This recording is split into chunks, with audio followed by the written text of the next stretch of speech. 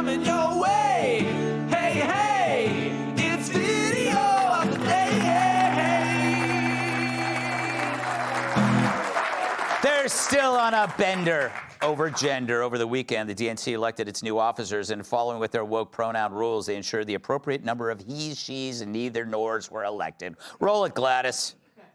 Our rules specify that when we have a gender non-binary candidate or officer, the non-binary individual is counted as neither male nor female, and the remaining 6 officers must be gender balanced.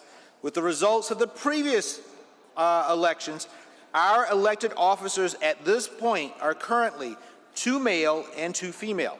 In order to be gender balanced, we must add 1 male, 1 female, and 1 person of any gender.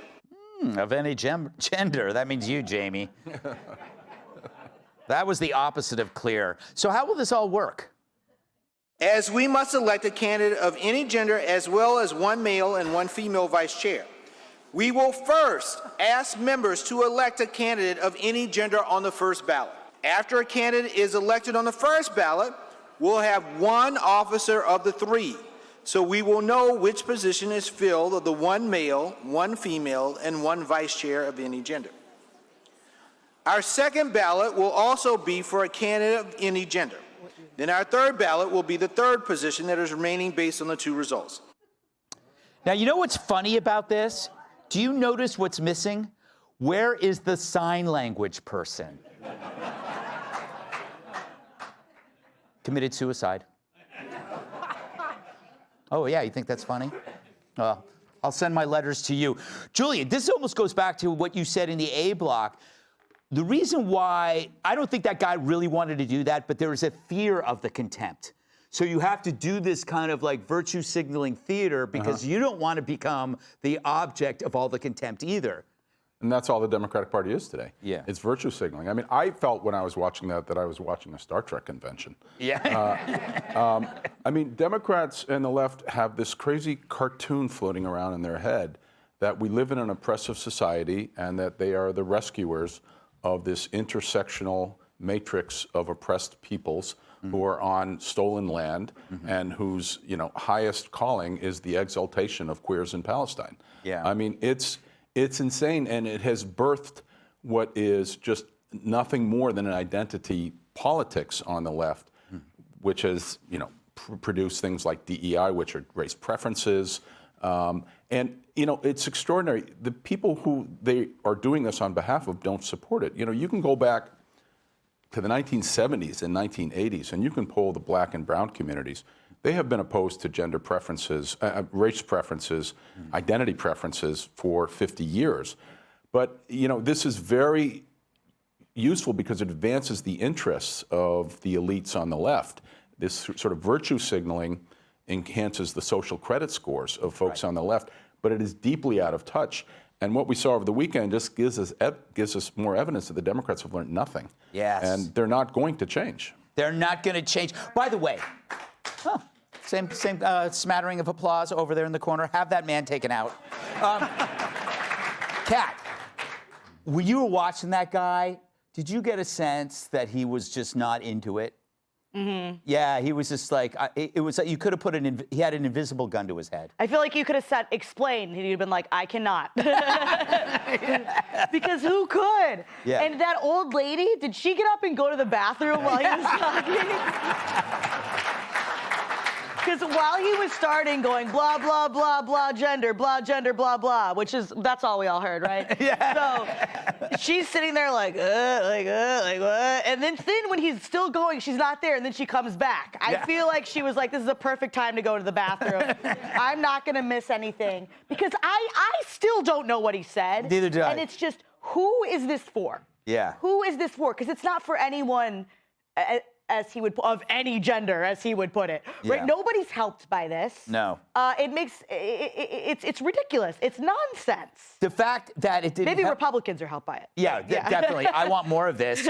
But the proof that it didn't help anybody was they still elected 2 white guys. And one of them was David Hogg, the vice chair. He looks about 10, but he's a white dude. But he was an apologetic white dude, which is fine. He just was confusing because he didn't have his man bun in. Yeah. It threw us off a little bit.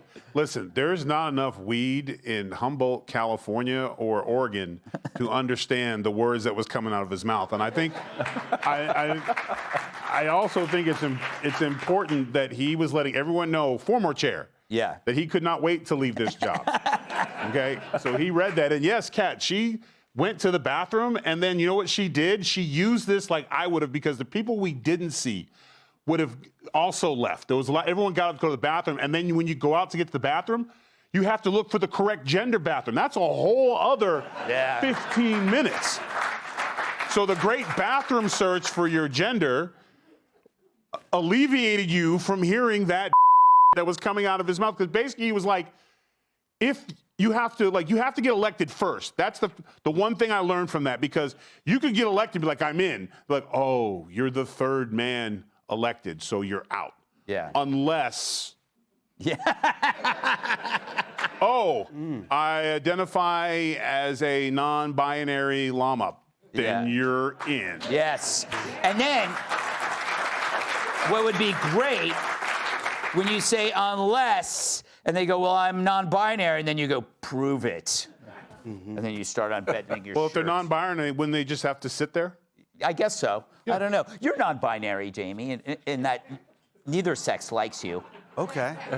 I don't disagree with you. I don't think that's the word for it. But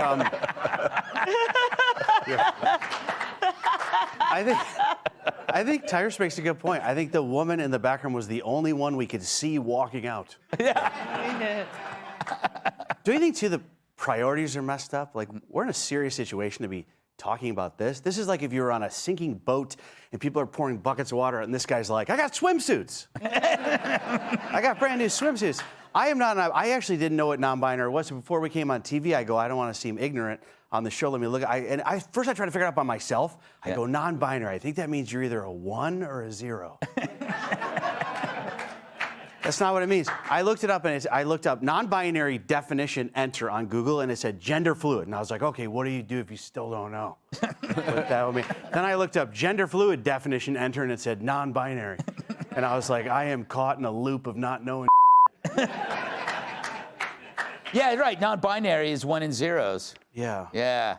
That's what they described the panelists at The View. Oh, come on. Oh, I don't want claps. That was a terrible joke. Up next, will Joe go from failed president to Hollywood resident?